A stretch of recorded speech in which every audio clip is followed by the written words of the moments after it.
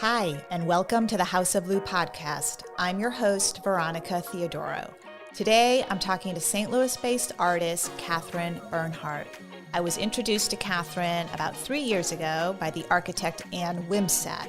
Ann called one day asking to see if I was interested in taking a look at one of her latest projects in Midtown St. Louis. And of course, I said yes. Ann was renovating an art studio for her client, a New York artist with St. Louis roots who had recently moved back home to be closer to her parents. We made a plan for me to visit, and eventually we wrote about Katherine's art studio for the magazine. Around that time, Katherine started posting pictures of her new house on Instagram, which immediately piqued my curiosity. And later, that house was featured in a story in T magazine for the New York Times. She's here today to talk to us about the years-long renovation and interior design, which highlights the work of the Memphis Group, an Italian design collective founded in 1980. This episode of House of Lou is brought to you by St. Louis Art Museum. We have a lot of ground to cover with Katherine, but before we get started, I want to tell you a little bit about what's been on my radar of late. How many of you buy books instead of checking them out of the library? I'm all for supporting local booksellers, but last week I visited my local library branch, Schlafly, in the Central West End, for the first time in years, and it made me wonder why I had ever stopped going there in the first place. Maybe it was during the COVID years. I'm not sure. But what I do know is that I have way too many books at home and not enough shelves to hold them.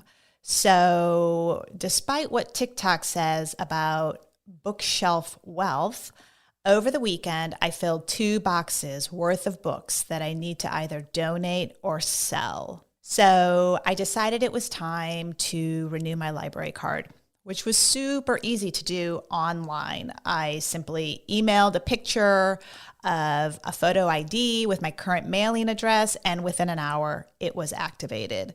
There's even curbside pickup now. At least that's the case at the Schlafly branch. It's super convenient. All you do is drive up to the library, you call a specific number that they give you, and someone runs out and delivers the book to your car.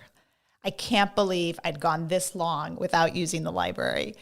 And speaking of how we spend our time, I don't have a lot of time to volunteer between work and after-school activities, but I do help support the art exhibits at my children's school. That's how I recently discovered the work of local artist Aaron Elliott. Aaron creates beautiful, detailed, embroidered portraits on men's cotton shirting that he decorates with beads, ribbon, sequins, and glitter. He has a background in ceramics from Parsons in LA and a master's degree from Washington University. His work is so cool and unique, and I just had to buy one for my office. You can see his collection on Instagram at Michael Aaron McAllister. We'll be right back. Dive into the world of renowned artist Henri Matisse as his masterpieces come alive to examine the significance of the sea through paintings, sculptures, drawings, prints, and more. On view through May 12th at the St. Louis Art Museum, this groundbreaking exhibition explores Matisse's lifelong fascination beneath the waves, tracing his travels across his career. Visit slam.org/exhibitions to get your tickets and explore the global influences that shaped Matisse's art. And now, on to my interview with Katherine. Katherine Bernhardt is known for her colorful paintings of everyday objects and icons that she creates in her St. Louis studio and ships to buyers around the world. Today, we're talking to Katherine about her Central West End house, designed by the St. Louis architect Gary Glenn. It's a modern, L-shaped house on a street known for its turn-of-the-century brick mansions. Katherine is here to tell us all about the renovation and the interior design. I'm thrilled to welcome Katherine to the podcast. Hi, Katherine. It's so good to see you. Hi. The last time I saw you was at your birthday party last month. It was so much fun at your house. It was wonderful to be there. Thanks so much for the invite. You had a terrific turnout. And what was interesting to me about the party itself was that we were all congregated in the kitchen. Did you notice? Yeah, everyone always does. I think the kitchen's a good place to start. Can you Okay. tell me a little bit about the look? Okay, the look of the kitchen. Well, I painted it turquoise blue like my mom's kitchen. So I grew up with a turquoise kitchen and I always thought that was amazing. So I wanted mine to be turquoise too. The original kitchen did not look like that. It was like pure black and white and postmodern and like totally futuristic and awesome. And then, so the kitchen now is the last guy's renovation, just painted turquoise. And then I recreated the round tubular hood that was there originally. And we should say that the house was built in 1984. 1986. 1986? Yes. Oh, okay. My bad. And the architect was Gary Glenn. Right. How did you become familiar with the house? And were you looking to buy? Yeah. Well, I always saw that house growing up. So in 86, I guess I was like 10. So I would always see that house driving up and down Lindell and just think it was just the most awesome house I ever saw. Couldn't believe it. How cool is that house? Like, love it. Always like looking at it. I always thought it was like rectangular, but it's not. It's L-shaped. Yeah, I was looking for a house and I had found this other house. Then I found out that the basement was collapsing, so I didn't get it. And then I Googled the Lindell house kind of as a joke to see if it was available, and it was. Oh my gosh. So I was like, oh my God, I have to get it. And so we should preface this by saying you grew up in Clayton, right? Yeah. Okay. And you were living in New York and you moved back to St. Louis in late 2019? Yeah, 2020. 2020. Right. Okay. Right when before. COVID hit New York. Okay. Okay. And so how easy was it for you to attain the house? I mean, was it pretty quick sale or? Not easy. Went to see the house, saw the house. There'd be one deal this day, then there'd be a different deal the next week. Then he wasn't selling.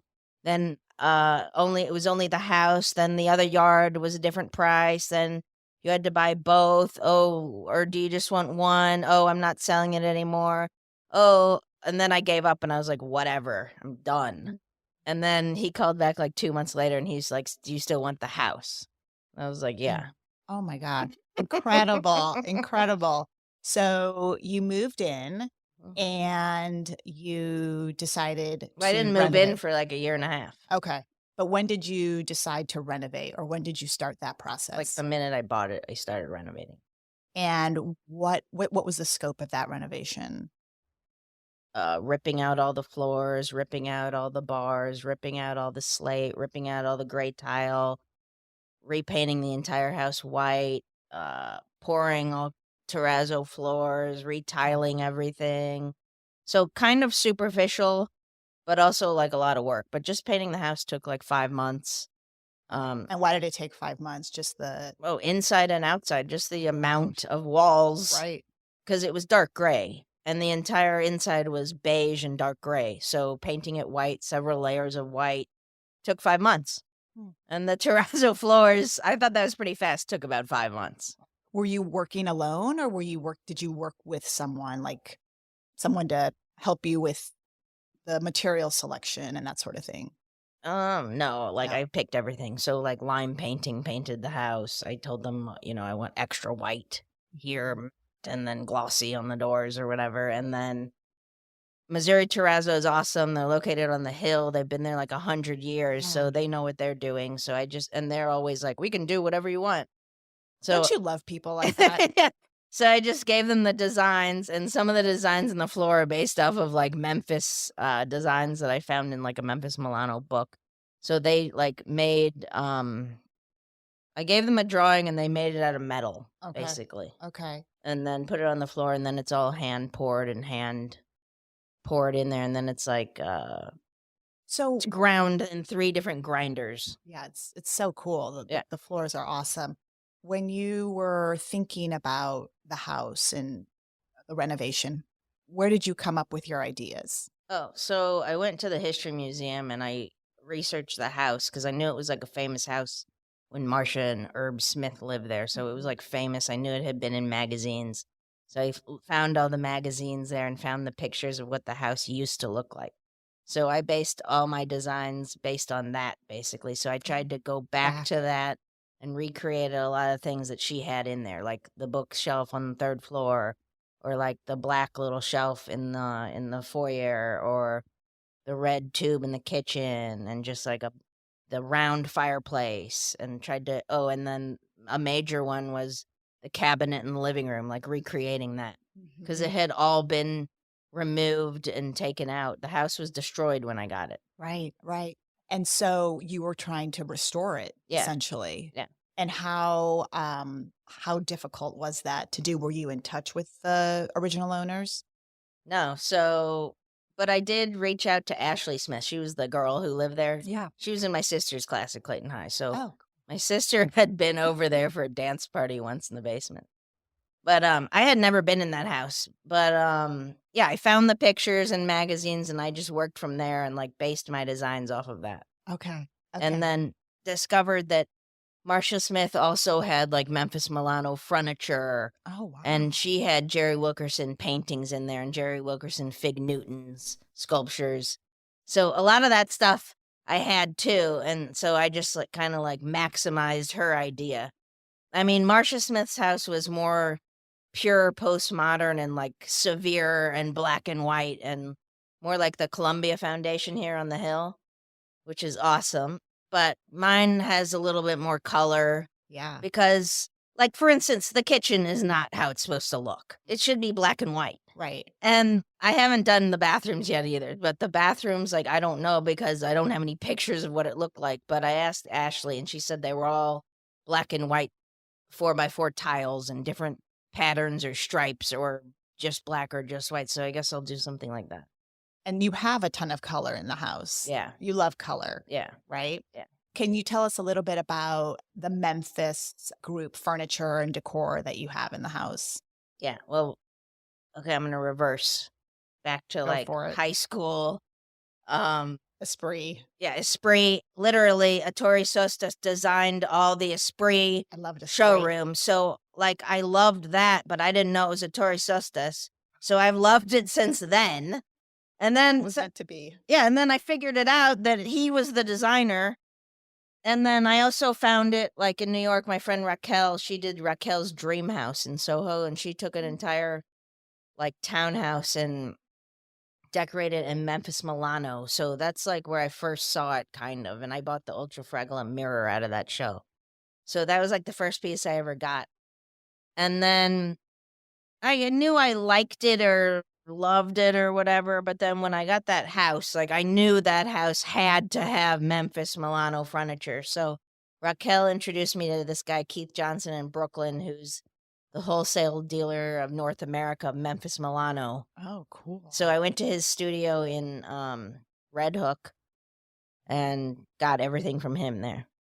Pretty much everything. And how readily available are the pieces? I mean, easy to acquire? Yeah, so lots of the stuff that I got from him is still in production, so you just order it. I mean, it did take a few months. And then some of the other pieces that are more rare, I traded a painting with Leo Koenig in New York because he has a huge Memphis Milano collection too, so I traded a painting and I got like 5 more rarer pieces that like aren't in production anymore. And how did you decide where to put the pieces in the house? Well, what was that process like? Just like ordered everything. I kind of like think about it kind of like a painting. Like I know kind of like how much paint to mix like for that painting. So I kind of picked out just enough furniture for the house. Like it all fit. I mean, I'd measured. Like I measured, but I also like figured it out in my brain. Oh, I made tons of drawings too. I have like tons of drawings of like where certain pieces would go in what room and everything. So I like made drawings of everything constantly. It was like super exciting. Like I couldn't wait for the furniture to come. And then Keith Johnson's crew came out and like built everything and put everything in place, and everything was easy. Oh. And it fit. And tell us about the boxing ring. So the boxing ring's in the front living room. It fits there. And it's pretty awesome. It's like it's basically for like to have a tea ceremony in, which I never have done that because I'm scared of spilling stuff on it, but I do more like yoga in it, and I do stretching in it, and it's fun to do it in there. Cuz you're on bamboo. It's made of bamboo. Yeah, there's tatami mats in it. So you're on like bamboo tatami mats, so it's fun to do yoga in there and stuff. Super cool. And how long did the renovation take? Renovation took about 1.5 years. Okay. And during that time were you living in the house or no? No. Okay. So how easy was it to hire St. Louis-based contractors or painters, people to do the work? Did you have to go outside of St. Louis at all? For one thing I did, but yeah, it was fairly easier to get workers here. I mean, I like interviewed a couple of the painters before I chose lime painting. Missouri Terrazzo I knew was good. Full Circle made the cabinet. That was like a recommendation. He was amazing. The cabinet turned out awesome. The tile guys I had already worked with before, like in my studio and downtown in my storage unit and studio bathroom, so I knew they were good. So, yeah, everything was made here except the fireplace, which was made in Brooklyn by Friendly Metals. Okay. And what is that fireplace? What's unique or special about that? So the fireplace is based on the bacterium floor design in the terrazzo in the living room. So the fireplace is like a cutout bacterium. And what is bacterium? It's kind of like a lima bean shaped pattern from like the Memphis area. Oh, cool. Cool. What was your biggest renovation challenge? Nothing really. Really? It was all fairly easy. I mean, it took a long time. Right. Like just like being patient, like waiting for everything. Did you go to the house every day, Oh, yeah. every week? Were you? Yeah, so I'd go like every morning, show up, meet the workers, let them in. Sometimes I'd stay there and watch them. Other times I'd leave and come back. But yeah, every day I'd go over there. And so let's talk now about the paint colors on the exterior of the house. Originally it was white. Well, it was gray when you bought it, but now you've added some color. Yeah. So I had primary colors to the front of the house: red, yellow, purple, blue, inspired by Corbusier. Because Gary Glenn loved Corbusier too, and he basically built the house thinking of Corbusier. And then the back of the house I painted pink because I love Barragan and I love Mexico, and I love like how he would just like paint a wall pink or paint a wall orange or whatever color. But I just think that pink is awesome, and I love Barragan. And how did you select those colors? I went to the paint store and like chose different colors. Oh, I tried out like a couple samples like on the walls outside of the house to see what they would look like. So it's actually 2 different pinks back there. And what is the exterior of the house, the exterior material? Stow. It's called like stow surface. Stow, basically. Did the painters have to prepare the walls in any special way for the paint, or? Well, no, they just did like prime it and then paint it. But the stow membrane is like not used anymore, so it's kind of rare. So you can't really like put holes in it or fix it really. So. And what has been the reaction from your neighbors to the colors? Anything? I would say they like it. Do you get a lot of people like driving by, slowing down to take a look at the house? Oh yeah, everyone looks at it. Everyone loves to look at the house. Or like if you sit in the bench across the street at Forest Park, you can hear all the comments. One comment was like, "Is that a house for a human? Do humans live there?" Dang. Okay. What should people think about when they are working with color? Like if they're trying to think about a room that they want to paint at home, how should people go about thinking about the color choices? I think they should like research first and like look at magazines and like look for pictures that they like or what it should or what they want it to look like, and then work from there. 'Cause I don't think a lot of people know what to do. And so where do you get your ideas? Magazines also? Yeah, I guess magazines and just like looking at Instagram and like following El Decor or Architectural Digest or whatever. Like I've always looked at that. We should say that you have an Instagram specifically for the house. Yes. And do you want more followers? Yeah. Okay, so why don't we tell people what the Instagram is 5725 Lindell. By the way, that's how I found out about it. I found it on Instagram. What's the most used room in your home? Probably the kitchen and bedroom. Your bedroom is has like it's a suite with a second floor, Yeah. like a loft space. Yeah. Like a library kind of. And tell us a little bit about that space. Well, yeah, it's kind of like its own suite. It has huge windows that look at Forest Park. The light is awesome. And then there's a really good bathroom that has like a jacuzzi in it, and there's a steam room. So I like love both of those things. So like all I do is like sit in the jacuzzi and then the steam room. And you also have a great pool outside. Yeah. And did you have to do major work to that pool? It was there, right? Yeah, the pool was there, but it had also been changed, so I didn't really mess with it. I changed the tiles on it because it was gray slate when I got it, so I changed it to black and white tiles. What kind of tiles are they? Oh, black and white, 6x6 inch tiles, matte. And do you spend a lot of time in the pool in the summer? Yeah, love it. I love swimming. I love the hot tub. I never had a pool before, so it's like awesome. Do you entertain a lot? Yeah. How do you like to entertain? Casually, more formally? What kind of people do you like to invite to the house? Well, the first party I had there was like an 80s birthday party. So there was a DJ only playing 80s music. So I guess, yeah, kind of informal dance party, pizza party. And then the last party was based on David Hockney's A Bigger Splash painting. So it was a pool party in winter. So it was a pool party, and the cake was like a David Hockney design. Like he painted the pool in LA. So I guess kind of informal, fun. Maybe like I invite like art world people from St. Louis or. And it seems like you are, really happy in St. Louis and established here now. I know you travel quite a bit, but what do you like about being back in St. Louis? It's just way easier. I mean, I have a car. I never had a car before. I just like drive around. My studio's huge because there's so much space here. It's like a huge warehouse in Midtown, right? Yeah, there's just like lots of space. It's easy. It's beautiful. Like Forest Park is awesome.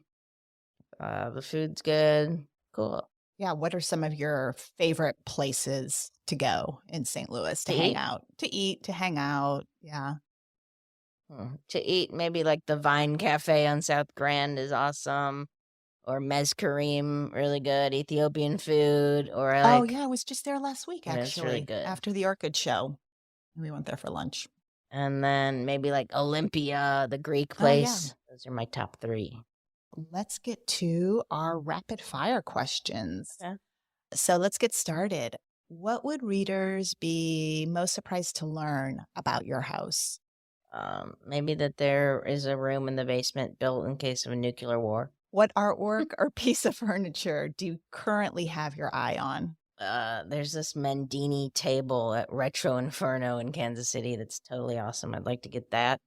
And then I saw this Gaetano Pesce glove coat rack when I was in Miami. I want to get that too. And actually, that makes me think of a question I definitely want to ask. How do you know where this furniture is? Like, do you see things when you're traveling? Do you read about it online, or do you have people telling you? Like, how does that happen? Oh, so I went to Kansas City to visit the Nerman Museum, and Jeremy Scott told us to go to Retro Inferno, so we went there. And it's a really awesome store with like vintage furniture, and he has tons of Memphis, and he had this Mendini table that was amazing. So I saw that there. And then, for instance, the Gaetano Pesce glove sculpture I saw in Miami during Basel he had like a pop-up show in the design district in Miami during Art Basel. Okay. So I saw that there. Where do you like to shop for furniture in St. Louis? Gotta say, cool stuff. Love cool stuff. Love Ronnie. Yeah, cool stuff or Mo Moderne. Yes. Yeah. Also a great one. In what city do you feel most inspired? I would say Morocco. Morocco. But I had another choice too, but I'd just say Morocco just because of all the patterns and textiles and rugs and hand-painted signs and just color everywhere. And the fashion is just amazing. And then my other idea was Iceland because it's so minimal, natural, and beautiful, and like Scandinavian design minimalism. And do you have, are you heading somewhere this summer in particular? Yeah, but we don't know where yet. What's your next house project? My next house project, well, it's been in the works like 10 years, but we're finally about to build a house in San Juan, Puerto Rico. Oh, cool. Yeah, so- Oh, yeah. I think I've actually seen the drawings at your studio. Oh, yeah. Okay. So we finally have the permits and the excavations done, and we found the cisterns in the basement, and all the reports are in almost. So now we're rebidding how much it'll cost to build it, and we'll probably start soon. Oh, wow. Great project. If you could go back and rethink one of the renovations that you made to the Lindell house, what would that be? The front foyer terrazzo. Okay, tell us a Right little bit now, about that. right now it's like circles and half moons and pink and gray, Yeah. which is fine. Yeah, it's Like the circle, there's circles all over the house, like the circle fireplace, the circle doorknob, the circle tube in the kitchen. So I was like, circles. But the more I think about it, I think it should have just been like a Memphis design, like squiggles or just like rectangles in white with a red background, or more of like a Memphis design. What question do you hear the most often about the house? People want to know if it's an apartment building, or is that an office building, or can they rent a room in the apartment? Oh, interesting. And they're just walking by the house and they ask? It's usually like the DoorDash guys. What makes for a good house party? Music. And who are some of your favorite? Right now, I'm like really into Burner Boy, Central C, Dave. That's like all I listen to. Wow. Okay. Way too cool for me. I've not heard of them. Finish this sentence. I love living in St. Louis because there's amazing architecture here. I love looking at all the houses in all the different neighborhood, and I love my house. I'm curious to know, is there another house in St. Louis that you tend to drive by and admire? Oh, yeah. There's a couple. There's one further towards the Central West End on Lindell that's like a stone house that has like a gallery attached to it. I love that one. And then there's one actually on Kings Highway in one of those private neighborhoods that's like Austrian Art Deco. Kind of looks like ancient Egypt meets Art Deco. Oh, right. I love that. On Hortense. Yeah. Yeah. That's amazing. Yeah, that's a great house. I've been in there. Very cool. All right. Well, thanks, Katherine. Okay, thank you. And now for V's Views. We're recording this episode in February, but it feels like spring is right around the corner. And this is a great time to get out of the house and see some new things. The biannual St. Louis Antique Festival at Belle Claire Fairgrounds and Expo Center is coming to Belleville on April 27th and 28th. More than 100 antique dealers from across the country will be there, selling everything from fine china to vintage quilts and French cameo glass, among many other wares. Colombian artist Delcy Morelos is showing her work at the Pulitzer Arts Foundation. The exhibit is called Interwoven, and it includes an immersive sculpture made from local soil for one of the museum's galleries. It'll be here until August 4th. Studies in Architecture at the Sheldon opens on May 11th. The exhibit showcases paintings of the late Wallace Erndon Smith with contemporary works by sculptor Paul Young. Thanks for listening to the House of Lou podcast. Our episodes drop on the first Wednesday of every month. Be sure to follow us and share the episodes with your friends. Be in touch. Subscribe to our design and home newsletter at stlmag.com/newsletters and follow along on Instagram at St. Louis Mag. You can follow me at VT Lookbook. If you loved what you heard, show us some love by rating and reviewing us on Apple Podcasts, Spotify, and wherever you choose to listen. We'll see you next time. And just remember, there's so much to see in St. Louis if you know where to look.